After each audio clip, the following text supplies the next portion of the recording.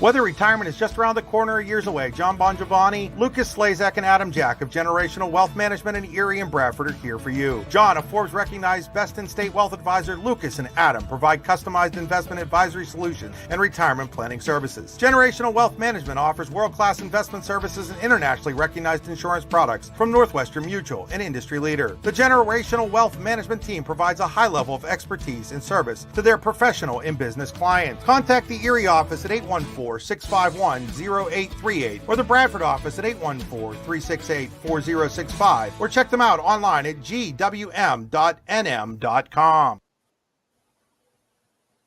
Good Saturday morning and welcome in as the Generational Wealth Management Saturday Look Back show here on the YDL Sports Network. Brian Hagberg, Chris Rossetti with you for the YDL Sports Network. And Chris, big slate of Week 8 action in both District 9 and District 10. One major upset, at least in District 10 on Friday night, and a big clash over in District 9 and Class 1A as well. So lots of action, and let's get right into it. Starting first in District 9, the big matchup, Red Bank Valley, Port Allegany.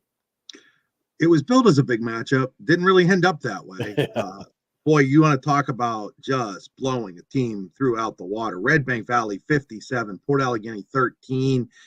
Second time this year, the Gators have gone on the road into Clarion County to play a big game, and the second time that it wasn't competitive. And it wasn't competitive from the outstart. It took Red Bank Valley a whopping 1 minute and 13 seconds to go up 8-0. Mason Klaus from Braylon Wagner, 51 yards. The two of them hooked up one other time in the first quarter, twice more or 3 times altogether in the game. Mason Klaus, now 15 touchdown catches on the year, sets the Red Bank Valley single season record. He had 142 yards receiving, 7 catches for 142 yards. On the interview, you'll hear me say 96. I got that number wrong from our friend Rich Rhodes, who was quickly adding up things. I think that was first half passing yardage, not game passing yardage for Mr. Klaus, and or not passing yardage, but receiving yardage there. But they were up 15-0 less than 6 minutes into the game, and that's just not what Port Allegany can do. They're just not going to come back from you when they're down like that. They're not built to throw the football. They threw the ball for 17 yards tonight. They cannot afford to get behind in football games, and the 2 big games they've played, they've had a little bit of trouble up front early on. Now, Aiden Bliss did end up running 26 times for 172 yards, but most of that came when the game was over. So Red Bank Valley statement, massive statement. I think that cements them as easily the far and away favorite, although we have a game coming up on Thursday night that's really interesting. They go over to Brockway. Brockway seems to be playing a lot better now. Some of that competition based, but still an interesting game in Brockway that we'll have right here on the YDL Sports Network. Not sure it's going to be Larry and I, or me and Andy, or some combination of all of us. We'll figure that out as the week goes on. But it really, I did ask Mason Klaus. It kind of started what you could almost consider their playoffs started tonight, or last night, I should say, for Red Bank Valley, with Port Allegany, then Brockway, then Central Clarion, and then into the playoffs. Those are all playoff caliber type of games down the stretch for the Bulldogs. And now the question starts to become, how good are they? How good is Red Bank? Class A is not Class AA, where, we have some question marks on whether or not Central Clarion can make a run into the state playoffs. I don't know if I have those same question marks in single A. Red Bank showed us 2 years ago that they were capable of making the state title game. Are they capable again? Your guess is as good as mine. I mean, there's good teams out there, obviously, teams that have better athletes, or athletes that at least match up to their athletes. But we'll find some of that out. We might get some of that answer in 2 weeks, because it'll be the first time that I think both Central Clarion and Red Bank Valley play teams that have athletes that are fairly similar to each other this year. Well, yeah, you ask those questions, and this is the stretch really for Red Bank Valley where we're going to find out a lot of those answers, right? I mean, when you first of all, you come out and really, take care of business right from the start against Port Allegany. This is still a very good Port Allegany team, not the same one that made that run a year ago that the Gators did, but still a very solid Port Allegany team, especially up front. And, like you said, it looked like the Bulldogs just came out and kind of punched them right in the mouth. They're going to go take on a Brockway team that, as we'll hear later in the show, you talked about, Andy being with you maybe on Thursday, but he was down in Brockway last night, and he said, this was one of the few times, or one of the first times all season that Brockway had looked like they put a complete game together. And if the Rovers are starting to peak at the right time, then that, just makes that matchup on Thursday night even bigger. And then, of course, the big one with Central Clarion to close out the season. That game is probably going to answer a lot of questions for both of those teams. No question. And, I had a chance after the game here to talk to Mason Klaus, not only about the win, but also about setting that single season touchdown record and a little bit about playing with his brother, Owen, who his twin brother is the kicker, does some other things. Owen had an 82-yard punt return for a touchdown tonight, too. So the Klaus twins scored four touchdowns for Red Bank Valley tonight. But here is Mason Klaus on the Generational Wealth Management. Generational Wealth Management. Yeah, we are in the Generational Wealth Management show. But, on the Colt Orthodontics interview here. Yeah, we're here with Red Bank Valley's Mason Klaus on the Colt Orthodontic Associates interview. Colt Orthodontic Associates with convenient locations in Ridgeway, St. Mary's, and Warren. You too can get your game-winning smile with Colt Orthodontic Associates. Mason tonight helped Red Bank Valley emphatically, I think that's the right word, Mason, emphatically make themselves the favorites in District 9 Class 1A this year with a rout of Port Allegany 57-13. That's defending District 9 champion Port Allegany 57-13. In the process, Mason 96 yards receiving, 3 touchdowns, and set the all-time single season record at Red Bank Valley with 15 touchdowns. So just start out, Mason. Congratulations, first of all. Thank you. Coming in, this game was billed as probably the game of the year up to this point, and you guys made it quick work. Talk about what you guys saw on film all week that made you think that maybe this could happen, or did you not think that this was going to happen like this? Well, we know they had the really 2 good linemen, and we had to take them away and make them run in between the tackles, and we knew they couldn't do that, so they got a few outside, but we just knew we had to take those tackles away. How important was it to get up quickly the way you did? You guys are up 15-0 early in the football game, and that really takes away some of what they'd like to do offensively. They're not really a passing football team. How important was that? That was really important, getting those 2 scores lead. We scored right off the bat. We wanted the ball, and that was just important, getting the 2-score lead and those stops on defense. I want to talk a little bit about, your game, another 3 touchdown performance from you. How much fun is this right now? It's really fun. We just play how we play, and whoever's open gets the ball, and today was me. It's been you finding the end zone 15 times. Coming into the season, did you ever think that you were going to score 15 receiving touchdowns, let alone do it through just 8 weeks? No, not 15. I mean, I knew I was going to be the number 1 guy coming back, but I didn't expect this. 20 is within reach now, legitimately, maybe even in the regular season. Is that something that you're now starting to think about, or is it really just about the team accomplishments? I mean, obviously it's our team first, but that'd be pretty cool to get 20.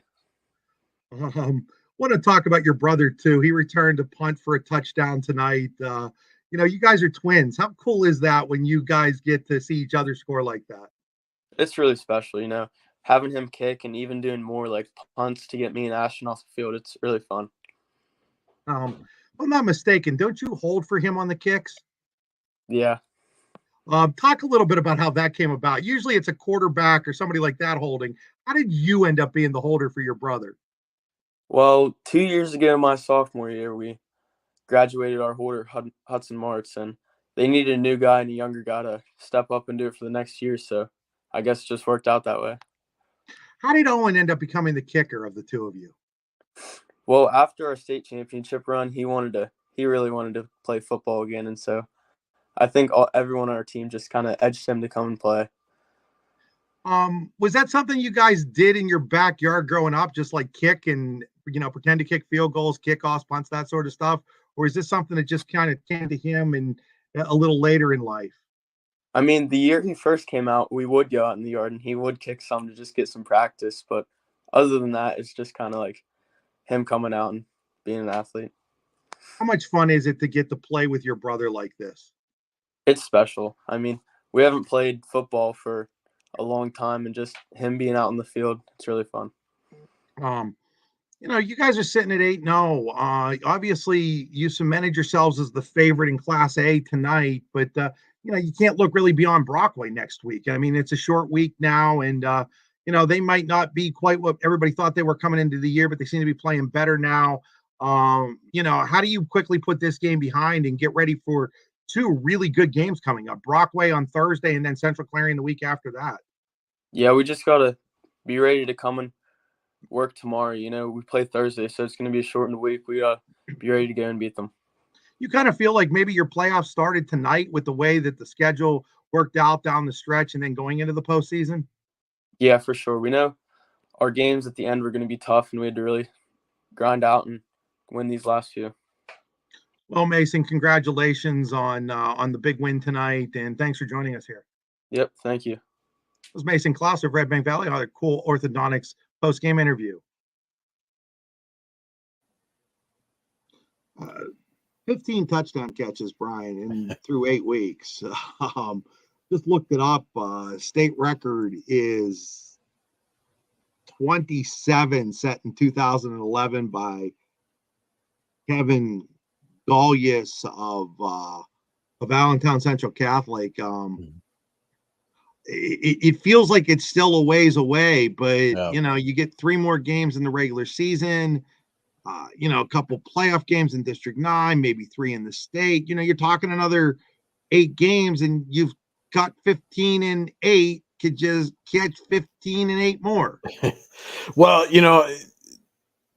the competition level really at this point increases significantly. And again, still had a big game last night against Port Allegheny, but as you're talking about the district playoffs and then the state playoff games, and you start getting into that colder weather a little bit, and teams start amping up and the defenses start amping up, the touchdowns get a little harder to come by, but it certainly is not without within the realm of possibility for Mason to go out there and at least equal that record, if not surpass it. You figure, maybe he can get 3 next week against Brockway, 3 against Clarion. That's get you at 6. If you can do that, that gets you 6. That puts you at 21, and that puts you within an opportunity, I think. Yeah. But I think that he's going to have a big end of the regular season if that's going to be what it becomes. But yeah, I would say he's got to have at least 20 plus heading into the playoffs for that to be a realistic possibility. But think about what we're talking about here. Yeah. We're talking about, does he have a shot at the state record? Right. That's pretty impressive. But at the same time,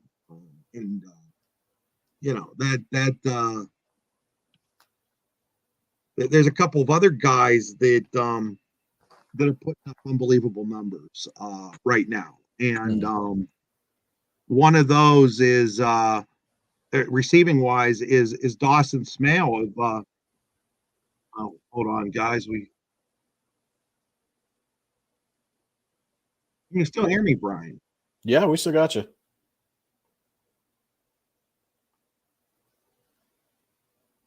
So one of those is Dawson Smale of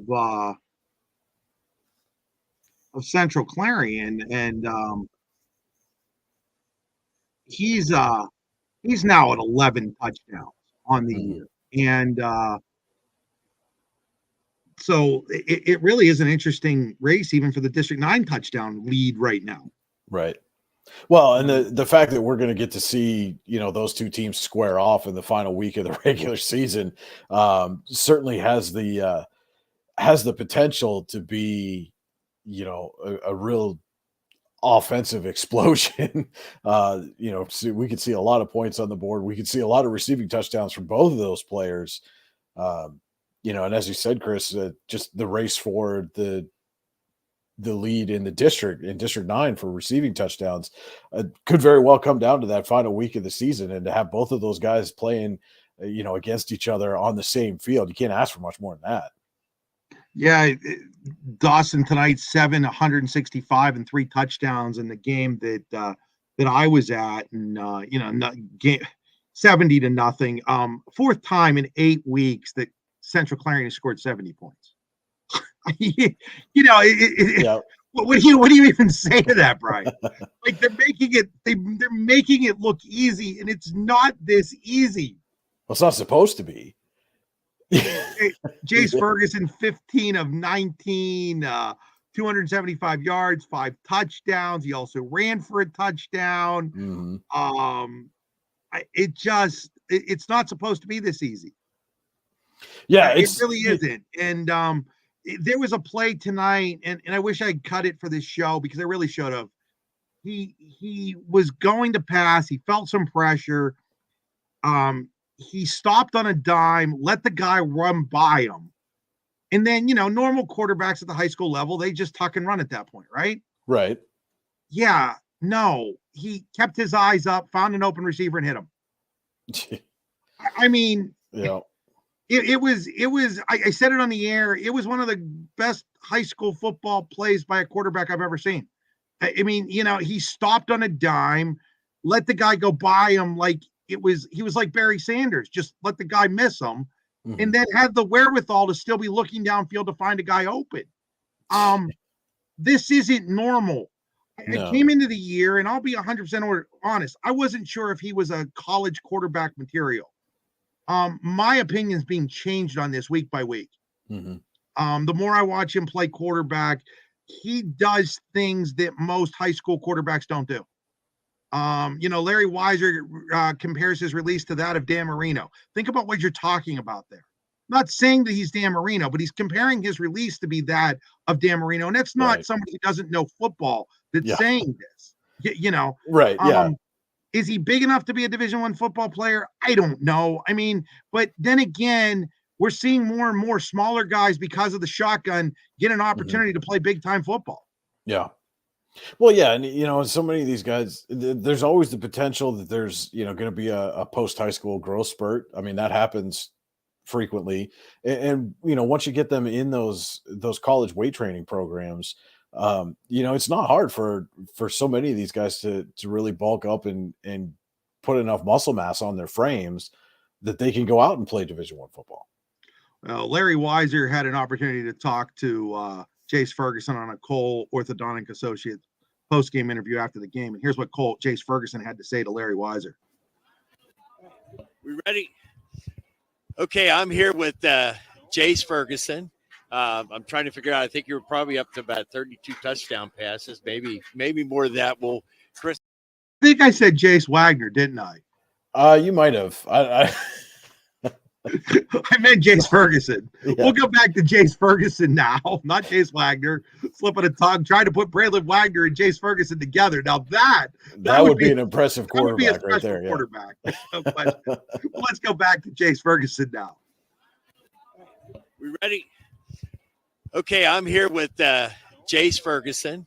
I'm trying to figure out, I think you were probably up to about 32 touchdown passes, maybe more than that. Well, Chris is up there. He has the math. And just another outstanding game from you and your teammates here. I mean, that's the 4th time your team has scored over 70 points. And just what goes into this? Lots of work in the offseason. All of our guys are in the weight room. Got a lot of athletes. We got lots of subs. If someone needs a blow, we can get them one. Just lots of hard work. Our line did a great job tonight. Our receivers did good. So, yeah. One of the things that impresses me a lot about you is your throwing mechanics. I mean, I've compared you on air to kind of that Dan Marino. You get that quick release up there. And the second thing I think is most impressive about you is that you keep your eyes down the field on your receivers, and somehow you have that sixth sense. Where does that come from? You kind of know when a tackler's almost on you. Yeah, I'm not sure. Obviously, if I get outside the pocket, I'm looking downfield to see my receivers, and if nothing's there, I scramble. But my receivers do a good job of moving around and getting open, so I can find them easier. Well, we're all probably looking forward. I'm not going to bypass next week with your game coming down against St. Mary's, but obviously 2 weeks from now, we'd love to all see that showdown. We'll all be there for it. Yep. But congratulations. Yeah, thank you. Nice. Good job. Thank you. It's 33 touchdown passes for Jace Wagner. Yeah, Jace You Ferguson. did it again. And I say Jace Wagner because Braylon Wagner threw 5 tonight too, and he's also at 33 touchdown passes. Mm-hmm.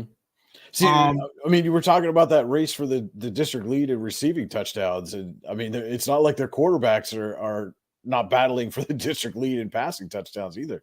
The District 9 record is 52, set by Matt Bodemer. The state record is 54, set by Aaron Tobias. We were talking about, can you reach the touchdown, the state record for touchdown receptions? Can we reach a state record in touchdown passes? Yeah, again, it all depends on what you can do to close out the regular season, where you're sitting as you enter the playoffs, and then how deep a playoff run do you make? Yeah, that's really what it is. And Braylon Wagner might have the advantage there. I say might because I think we both would agree that the path in single A for a District 9 team is probably a little bit easier.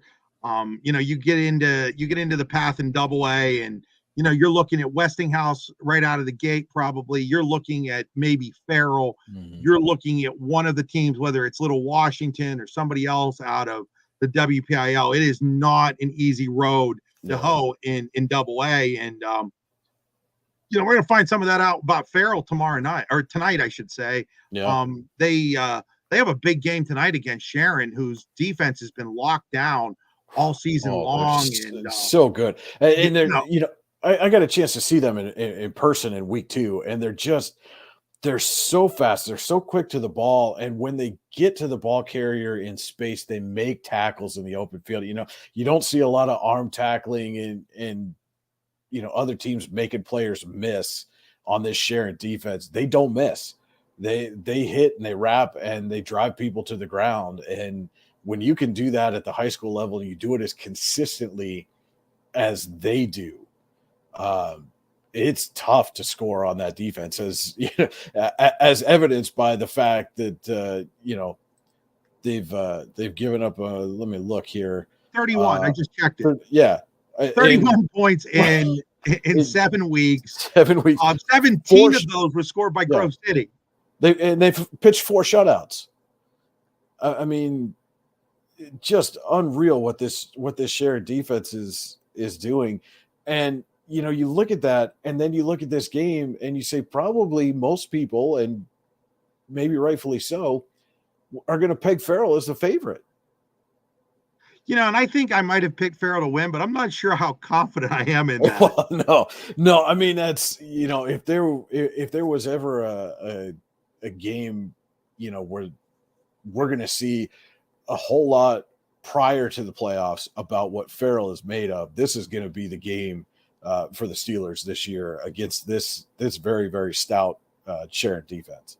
Wow, and if Sharon wins this game, should we start talking about Sharon in the state playoffs? Or I think we should be talking about them in the state playoffs anyway, to be perfectly honest with you. That one loss that they had to Grove City was a last second field goal. And they've bounced back from that tremendously. They're both AAA, right? Mm-hmm. Oh man, that could be one heck of a District 10 AAA championship game if we get that. Yeah, well, yeah, and that, and the thing is, and again, as it was, or as it has been the last couple of years, AAA at District 10 is really wide open. I mean, obviously, I think probably right now, just looking at it today, Sharon's probably the favorite. Grove City's a 2-time defending champion, no slouch either. Obviously, has some big wins, including over Sharon this year. And then you come up north and you look at a team like Northeast that's had themselves a hell of a season. Their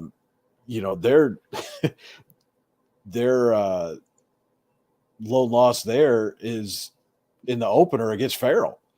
And where does Hickory fit in on that?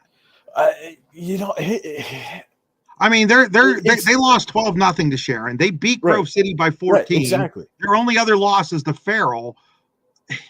Boy, it should be a fun Mhm. postseason. We'll probably get into that more in the next couple of weeks, but just looking ahead, it looks like that could be a fun postseason there. Oh yeah, absolutely. And again, there's going to be teams all over the place, and again, you can't. They haven't been as hyped this year as they were a year ago. But you certainly can't overlook an Oil City team sitting there with with Ethan Knox in the backfield either. So Yeah, they put up 70 last night on Conneaut. Yeah, They've been a team that's been hot and cold. Now Conneaut Mhm. again. I mean, not to take anything away from the Eagles, but they're not exactly Sharon or Farrell when we're talking about football. right. But again, we've seen if Knox is able to start chunking up some yards, he can get real hard to slow down, and so again, it's certainly not a team that you could sleep on. If you're in the 3A bracket. To the 1A bracket, a little bit of a surprise in there tonight. Yeah, Mercer comes out and spoils Lakeview's undefeated season, 28-20 over the Sailors. And I'm gonna say this. I'm not sure I'm all that surprised by that outcome, considering the week that Lakeview has had. Well, yeah, and that's and I was thinking about this before we went on the air, and I mean, you want to talk about a classic trap game situation. You have all of the emotion that went into last week. They were playing on Thursday night. The spotlight was really on them. It was a big matchup anyway. But then you add all that emotion on top of it, losing those three teenagers to a car accident, and they come out and they get the win over Cambridge Springs, and everybody's kind of riding high. And I know they had a vigil. I don't remember if it was Wednesday night or Thursday night. But so you're still processing all of those things.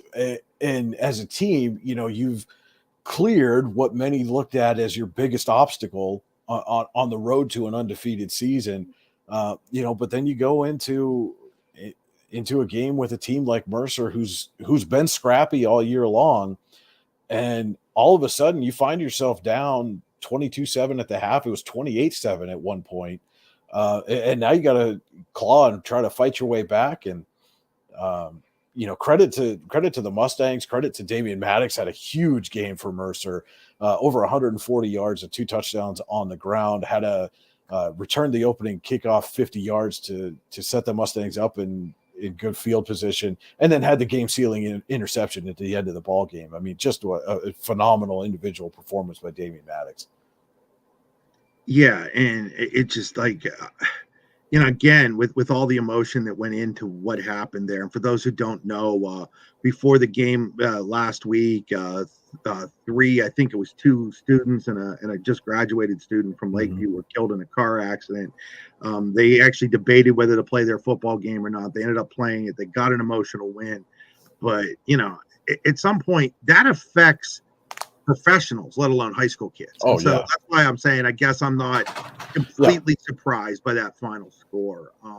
You had an interesting game last night, Brian. Eisenhower struggled a bit with Northwestern, had to kind of pull away there in the second half. They were down at halftime, weren't they? So they pulled away late in the second quarter. Okay. I must have seen a late second quarter score, the last score I saw. Yeah, so Northwestern actually scored first near about 3 minutes left in the first quarter. Eisenhower got on the board first play of the second quarter, but then the PAT was blocked, so they were trailing 8-6. Got the ball back with about 9 minutes left to play in the second quarter. Go on a 7.5-minute drive, punch the ball into the end zone, go for 2. It looked like initially that Cameron Jacobs had made a spectacular diving catch in the end zone for the conversion. The officials got together afterwards after it was initially ruled a good conversion and then overturned it. So it was 12-6. And then they got a fumble. And then it was Pascuzzi to bunk for 23 yards. And then all of a sudden it was, 18-8. And, Eisenhower was kind of in the driver's seat. And it really, the defenses took over in the third quarter. And then the Knights just went on a late drive in the fourth to salt the game away. But really, this was Northwestern came in riding a 2-game winning streak. Quarterback Lloyd Fountain had been phenomenal in those 2 games, especially on the ground, had run for over 200 yards and 6 touchdowns in 2 games. And really the defense was able to kind of hold him in check. They held him to, let me verify here. Let me grab my sheet, just 15 yards on the ground. And it was really Northwestern was driving. There was a series. Chris Bunk came up with 2 big tackles for loss, ended up totaling 13 lost yards and forced a punt. And that really kind of gave Eisenhower the momentum, got on the ball, and they took it over from there. And then the secondary came up big in the second half. Sean Pascuzzi had a number of pass breakups, and I had a chance to talk with both Chris and Sean after the game about their defensive performance. Welcome back to the Allegheny Grill of Foxburg postgame show. And as you can see, our Allegheny Grill of Foxburg co-players of the game, Eisenhower's Chris Bunk and Sean Pascuzzi. This is our Cole Orthodontic Associates postgame interview with convenient locations in Ridgeway, St. Mary's, and Warren. You can get your game-winning smile with Cole Orthodontic Associates. And Chris, Sean, first of all, congratulations on the win. A hard-fought victory for you guys here tonight. Thank you. It wasn't our prettiest, but we battled till the end, and that's all that matters. Yes. So we were kind of talking over the commercial break there. Both of you mentioned a little bit of a struggle offensively, but both of you came up with some really big defensive plays. Chris, there was a series late in the first half where Northwestern was driving, and then all of a sudden you got a couple of big tackles for loss. What were you able to take away from the blocking scheme late in that first half that allowed you to start getting penetration and get into the backfield? I knew I could get on it. My offensive guys outside edge and just get to the quarterback or the tailback, whatever it was, and get the tackle for loss. And then, Sean, that Northwestern tried to go to the air quite a bit in the second half, trying to come back from that initial 10-point deficit. There were a couple of plays where it looked like maybe you're going to come up with a big interception, one late right down here on the near sideline where you broke on the ball. And what were you looking at on that last one? Because it looked like you were going to maybe go the distance there. It just kind of came out of your hands. What were you seeing on that play? We were in a cover 4, so I had a man in. I saw him run the out route, saw the quarterback pull his arm back, and I knew it was my time. Filled up, got the ball, got a little too excited, and ended up dropping it. Was that one of those instances of seeing all that green in front of you and just going, all right, here we go, and getting ready to run before you had secured the football? Yeah, definitely. And, you guys did get the chance on offense to hook up late in the first half after a turnover. You get a big 23-yard touchdown pass. And, Sean, I know you guys have both said that in the offseason and throughout the season that there's a special bond between the two of you guys. I mean, this goes well beyond the football field for you. Explain a little bit about that friendship and how it translates from off the field to on the field. It's great. I mean, we've been friends since the kindergarten days, and we know we're on the same page with each other almost all the time. And I can read off him. I think he can read off me sometimes. So I feel like that just gives us an advantage.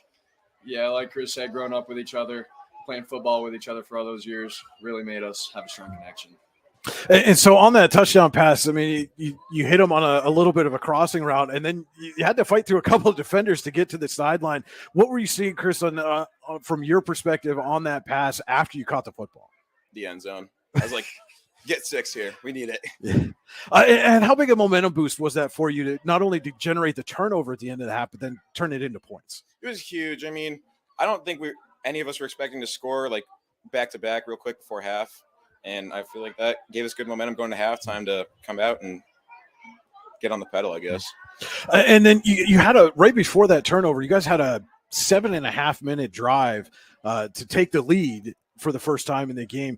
What was working so well for you on that long touchdown drive that you were able to not only get in the end zone, but to bleed a lot of the second quarter clock away as well? Our guys up front firing off the ball, getting their blocks, just keep pounding the rock.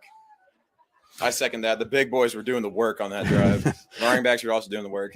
And I know you guys had mentioned in the preseason when we came to visit at camp that one of the things that was going to maybe decide your season was how quickly that the offensive line was going to be able to gel and get themselves working together. It's now week 8. What have you seen from that group up front? Made some changes since week 1, and everyone's been stepping up as they should be. Sometimes we have some mistakes, and that's going to happen on every football game, every level. But these guys are stepping up, really putting in the work, and making our running backs look good. And they are good. Yeah, I've seen a lot of improvement from these guys, and couldn't be more proud of them. All right, it's just finished up week 8. You guys are sitting here at 5-3. You got 2 more home games left to close out the regular season. What do you guys got to keep doing in the next 2 weeks to get those wins and take that kind of momentum into the postseason? We got to try to cancel out all those little mental mistakes that we've been having. Stay strict at practice, 110% at all times at practice and at games. And like he said, get rid of the mental mistakes and we'll be all right. All right, these are our Allegheny Grill of Foxburg co-players of the game, Chris Bunk, Sean Pascuzzi. Guys, thanks so much for taking some time. Congratulations on the win. Good luck next week. Thank you. Thank you for having us. Thank you. All right, so obviously those two have a pretty special bond, and it translates onto the field. Usually, we're looking at them on the offensive side of things, but Friday night it was all about the defense, especially in that second quarter for Eisenhower, that allowed them to really take control of that game and come away with a big win over Northwestern. So, Brian, we had a couple of games on Thursday night over in District 10. Why don't you kind of fill people in on what happened on Thursday night? I know we have an interview from one of those. So Thursday night in District 10, Erie had a big second half to pull away from Fort LaBeouf.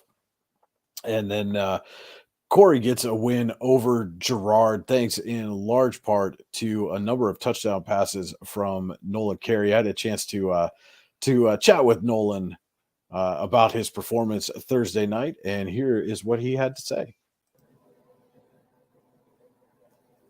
And it's now time for another of our Cole Orthodontic Associates player interviews with convenient locations in Ridgeway, St. Mary's, and Warren. You can always get your game-winning smile at Cole Orthodontic Associates. And Corey's Nolan Carey, you guys had a lot to smile about on Thursday night. Got a special Thursday night game in this week. Come away with a big win over Girard. First of all, talk about the experience with these Thursday night games and how that impacts how you guys, go through your week of practice and then getting ready to play on a Thursday. The Thursday night games they're pretty different. We're not used to them a lot because, these are our first 2 we've had in quite a while. Practice wise, we got to compact everything up into a couple of days and really intensify our practicing. And so, now on the flip side of it, you get an extra day off before you go into your game next week. So how beneficial can that be, especially late in the season? Now you get almost a de facto bye with some of these extra days of rest. Yeah. Well, these extra days are just extra days to put in extra time in like huddle, watching film, and really scouting the other team and really preparing for them. So let's get into Thursday night's game. Big win again for you guys against Girard. You came out, you take a 13-7 lead, and then all of a sudden the Jackets come back and get a 14-13 lead over you. But then you guys came right back in the second quarter, a couple of touchdown passes to retake the lead. What was the atmosphere like in the huddle? After Girard had taken that 1-point advantage. When they took that 1-point advantage, I thought everybody just knew we had to put everybody together and come together as a team and really execute. And then once we did that, we just took over the game. And so you had a couple of touchdown passes in that second quarter. What was working for the passing offense on Thursday night against Girard that allowed you guys to be so successful? Well, the way they were playing our passing routes, we could really everything was open. The only thing that really gave us trouble was the too high, but we just adjusted from that. And so as a quarterback, what do you say? Kind of everything's open. How much fun does it make it back there in the pocket, knowing that you can kind of pick who you're going to throw to? Well, if I know one guy's double covered, like Ryland Smith, I can always come back to the backside and know that I can trust my reads and there will be an open guy. And so again, late in the season, you get a big win. quasi comeback win. Obviously down by a point there, but you guys kind of took over in the second quarter and then really kind of cruised to victory. But how much momentum and confidence does this give you heading into another big matchup next week with Fort LaBeouf? I think getting this big win against Girard is really letting us and the coaching staff know what we have and what we're capable of doing, and so that we can really hand it to Fort LaBeouf. All right, Corey Nolan Carey, big win on a Thursday night game against Girard. Nolan, thank you so much for taking some time with us. Congratulations on the win, and good luck next week. Thank you. All right, we'll be right back with more of the Saturday Morning Look Back Show right here on the YDL Sports Network. With convenient locations in DuBois, Ridgeway, St. Mary's, and Warren, you don't have to travel far to get your game-winning smile with Cole Orthodontic Associates.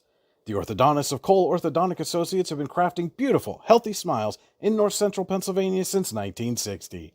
Born and raised in the area, the doctors and staff at Cole Orthodontic Associates are committed to the people of this region. Visit colesmiles.net to schedule an appointment or consultation at the location nearest you today.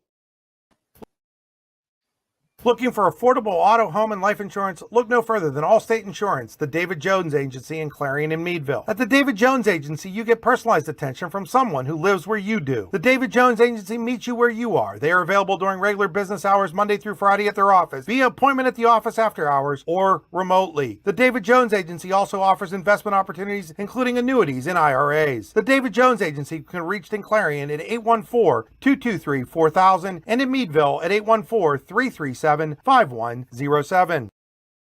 Allegheny Electric Service of St. Mary's has been providing industrial and commercial electrical solutions for over 35 years. They offer complete design, build, installation, and maintenance of automated systems for a variety of industries. Allegheny Electric designs and installs wiring and lighting for any size project, big or small. And when you find yourself in a jam, they'll get your machine or facility back up and running in no time. Call Allegheny Electric Service at 814-781-1940 or visit AlleghenyElectric.com.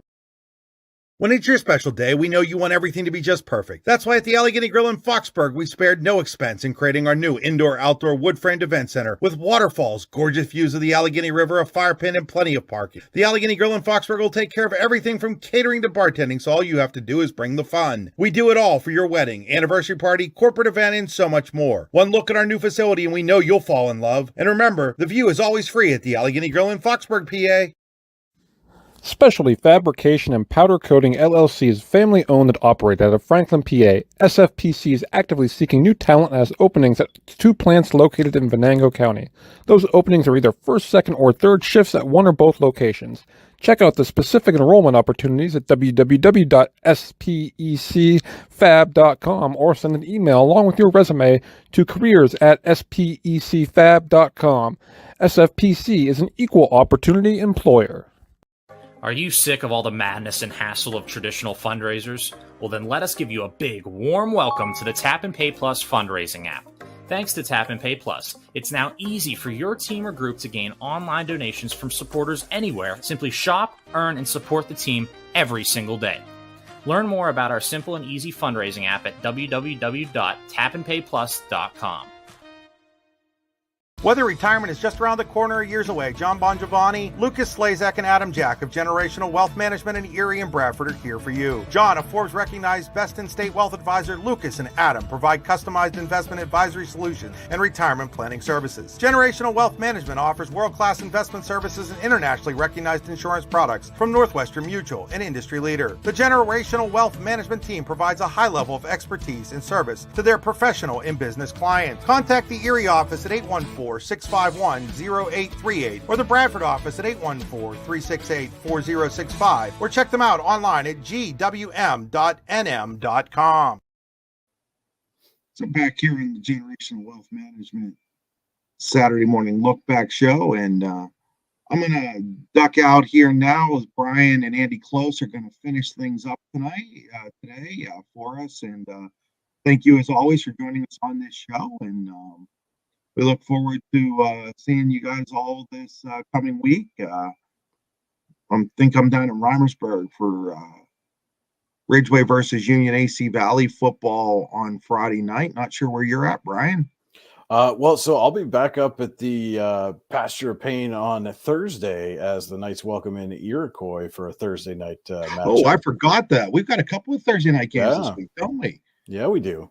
I forgot about the Red Bank Valley. How can I forget about Red Bank Valley? We talked about it for like 10 minutes. And I completely forgot. Wow, that's unique. We got 2 Thursday night games coming up on the YDL Sports Network. Where are you at Friday night? I don't know yet. I haven't looked that far ahead in the schedule. haven't gotten there. Was the Eisenhower game moved to Thursday night? I don't think so. If it was early on. It's been a scheduled Thursday night game for a while. I think I just overlooked the date early in the season and didn't pick up on it until about a month ago. Oh, okay. Well, that makes sense. Well, maybe we get one of you or both of you guys out to Keystone Port Allegany possibly on Friday night. That might be a good game that we can get you or Andy to, since there's some freedom to work on our schedule. We don't know yet. We'll figure it out as the week goes on. Either way, we're going to have a ton of high school football action available for you on the YDL Sports Network. Yeah, I'm not sure yet what our volleyball schedule might look like next week, but yeah, it's still next week. Any special plans for the weekend, Brian? Not really. I mean, it's not the best of weather today. A little soggy, and so I guess we'll kind of see how things unfold with the rain and where that comes down. I know we were hoping to get our kids out and play a little family basketball this weekend, but weather's putting a little bit of kibosh on that, so we'll see.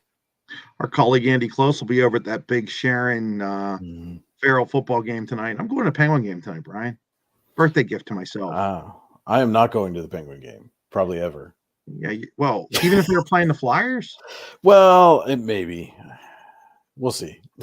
Brian, somehow or other, living in Warren, is a Flyers and Eagles fan. He did get smart. He is a Pirates fan. We'll give him. I'm a recovered. I'm a recovered. Of all the teams in Philly that you're not rooting for, it's the one that's right. Yeah, right. Well, the other two are playing. I mean, one just started, so. Yeah, it was Brian's birthday a couple weeks ago. It's the month of birthdays at the YDL Sports Network. Andy's got a birthday coming up tomorrow. I got a birthday coming up Wednesday.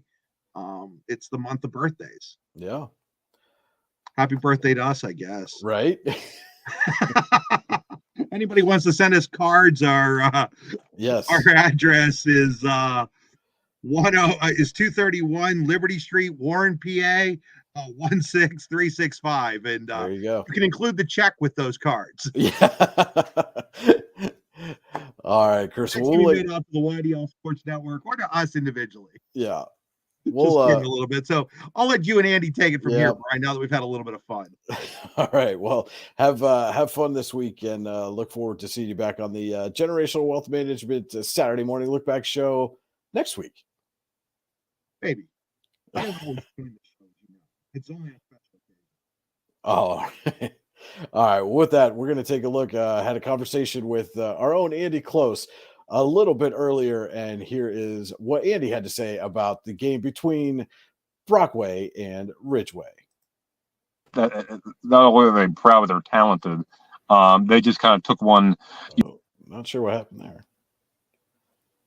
Welcome back to the YDL Sports Network Saturday morning look back show presented by Generational Wealth Management. Joined now by the YDL Sports Network's very own Andy Close. And Andy, you were down in Brockway last night as the Rovers hosted the Ridgeway Elkers. Big win there for Brockway. What did you see from the Rovers on Friday night? I'll tell you what, Brian, people have been critical of this Brockway team. I think partly because the expectations were so high, and even the games they've won, they're like, yeah, they've won them, but they came out flat in the first half or what have you. But this was a complete performance from start to finish. The offense was clicking on all cylinders. Braden Fox over 300 yards and 3 touchdowns through the air. Jindy Quayo, I think 181 yards rushing, 3 touchdowns, went over 1,000 yards on the season. Defensively, they were done. It gave up a couple of drives. Ridgeway penetrated in their territory a couple of times, but they were able to bend but not break. So I think this was really the complete effort that they were looking for. And again, it comes at the right time with Red Bank Valley looming next week. Well, Red Bank Valley looming next week, and this is week 8 of the regular season. If you're going to start putting together complete efforts, now's the time as you're getting ready to make a playoff run. Yeah, and again, it was much more than just Fox and Quayo too. They controlled the line of scrimmage, which I thought was the most impressive thing, and something I really thought they needed to come out and do against a team that, let's face it, in Ridgeway, yeah, they're supposed to beat. But again, there have been other games on their schedule like that where they've come out and kind of come out flat. And so I think this was, and Jendi talked about that too, the need to kind of come out right from the get-go and put together a complete performance. Yeah, I really thought they did that. All right, well, you've mentioned Quayo and Fox a couple of times here. They were your co-players of the game last night, and let's take a look at what they had to say following their win over Ridgeway. Time for our Allegheny Grill of Foxburg players of the game, the Allegheny Grill in Foxburg, where you come for the food and stay for the view. And these player of the game interviews brought to you by Cole Orthodontic Associates with convenient locations in Ridgeway, St. Mary's, and Warren. You get your game-winning smile at Cole Orthodontics. As you can see, we have Jendi Quayo here. Jendi, first of all, congrats on the win. I appreciate it. Obviously, big individual accomplishment for you tonight, but how important was it for you guys to come out and kind of set the tone right away in this one? It was important. This game has always been kind of a rivalry match for us. So, we talked about it the whole week. We said we had to start off. A big problem that we had towards the beginning of the season was that we didn't really get started until the second half. And we've been emphasizing on that just by going harder in practices and just like having that mentality that as soon as we step on that field, we're going to put up some points. And that's exactly what we did tonight. I certainly did. I want to get to the offense again in a second, but I want to start with the defense. You limit them to just 7 points.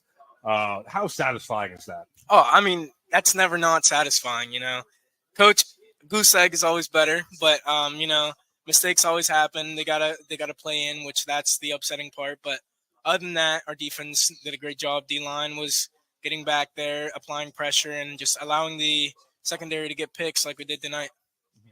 And for you yourself, a big game on the ground.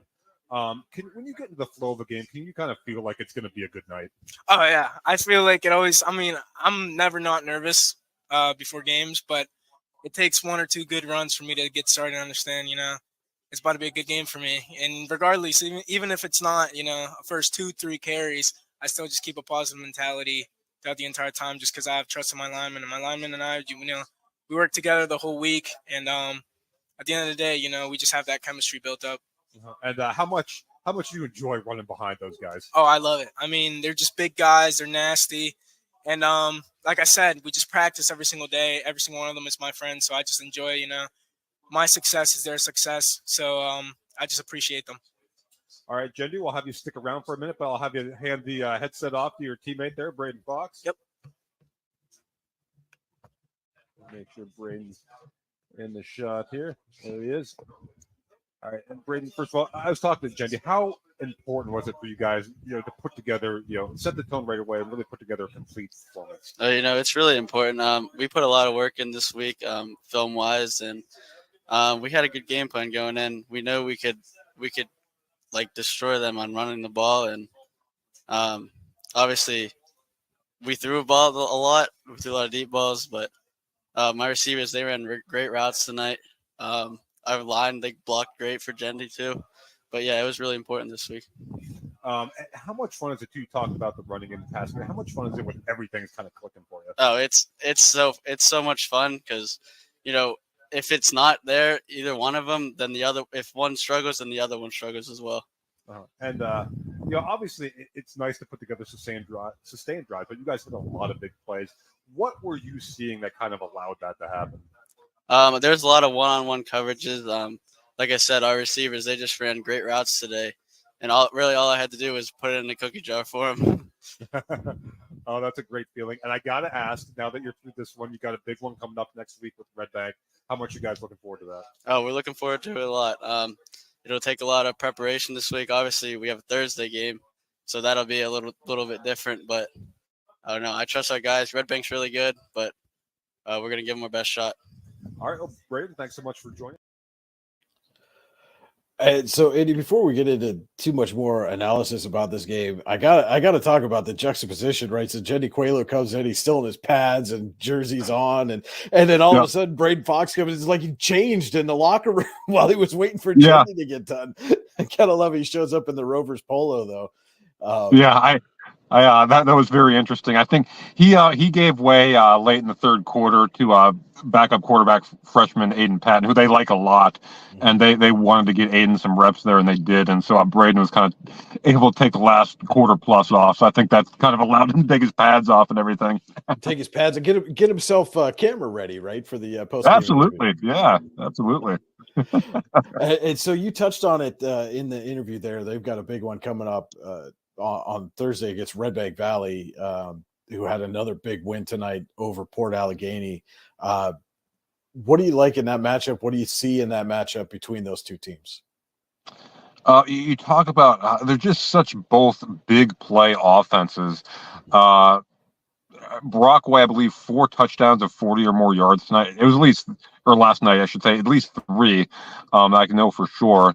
And, Red Bank Valley is the same way. Braylon Wagner, quarterback, just a plethora of talented receivers to throw to.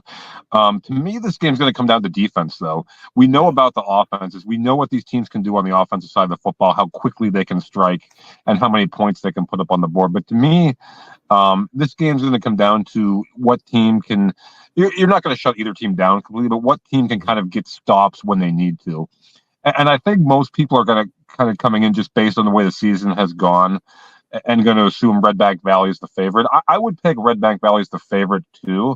But this is a very talented Brockway team. We've seen, as we saw against Ridgeway, or as I saw against Ridgeway, when they play the way they're capable of playing, they can compete with just about anyone. So I think it's going to come down to the defenses. Yeah, you see it so often when you get matchups of, two really high-powered offenses. What defense, like you said, can get a big stop, maybe generate a turnover, a pick or a fumble recovery. And another thing that may be overlooked is special teams play. Can somebody get a big kick or punt return and really just kind of swing momentum one way or the other? Yeah, and again, both these teams with good kicking games. I know I saw Brockway, Caleb Doherty, who doubles as a star on the soccer team as well, a very good kicker. Both teams have good return games, explosive athletes in the return games. So yeah, and for Brockway too, Maddie Brubaker had a pair of interceptions in the win as well. So yeah, it's a turnover at a critical moment or at a key spot on the field. It's a special teams play. It's a penalty here or there that kind of swings momentum. So that's what you kind of look for in games like that. I think to your point, I think something like that will perhaps swing that game next week, and that game actually on Thursday. It's a little bit of a change there, but I think that's one that people are looking forward to, and they should, because I think it's going to be a whale of a game. Absolutely, and the schedule makers didn't really do Red Bank Valley any favors this season. Got to go back to back Port Allegany and then Brockway. So, and we'll see. And it certainly appeared as though Red Bank Valley handled business against Port Allegany. But again, when you're going up against a big physical team like the Gators are, it's got to take a little bit out of you. And now you got to come right back and do it again in week 9. In a game that's going to, basically determine a lot of the playoff seeding.